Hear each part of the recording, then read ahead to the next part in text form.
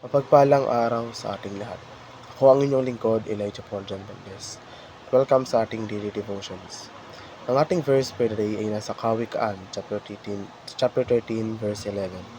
Sinasabi rito, ang kayamanang tinamo sa daya ay madaling nawawala, ngunit ang kayamanang pinaghihirapan ay pinagpapala. Ang pag-abot sa mga layunin ay isang proseso sa nangangailangan ng dedikasyon, pagsusumikap at pagtsatsaga. Ang isa sa pinakamahalagang salik sa pagkamit ng tagumpay ay ang kakayahang gumawa ng matatag, araw-araw na pag-unlad patungo sa layunin ng isang tao. Nangangahulugan ito ng pagtakda ng malinaw, nasusukat ng mga layunin at pagtatrabaho patungo sa mga nagtutuloy-tuloy. Isa sa mga benepisyo ng paggawa ng pang-araw-araw na pag-unlad ay nakatutulong ito sa pagbuo ng momentum.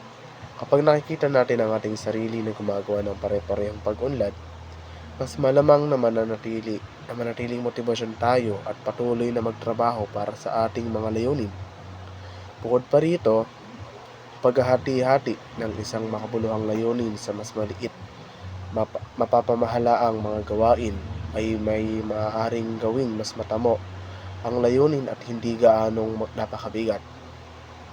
Ang isa pang benepisyo ng paggawa ng pang-araw-araw sa pag-unlad ay nagbibigay daan ito sa atin na subaybayan ang ating pag-unlad at gumawa ng pagsasaayos kung kinakailangan.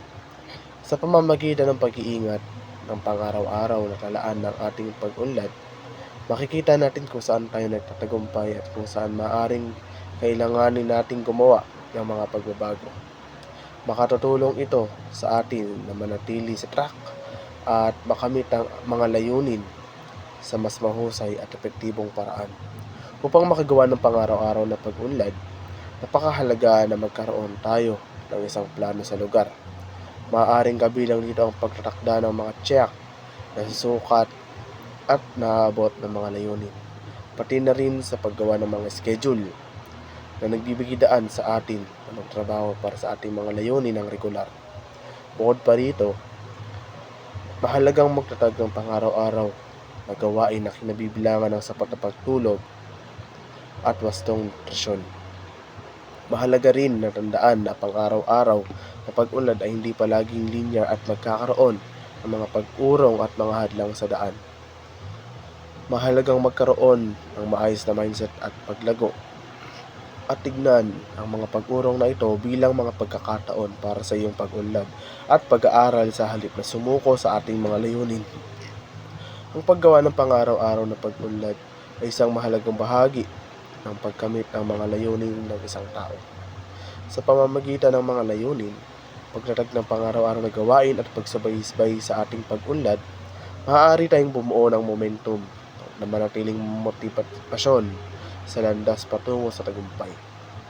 Tandaan na maging mabait sa iyong sarili at huwag ikumpara ang iyong pag-unlad sa iba.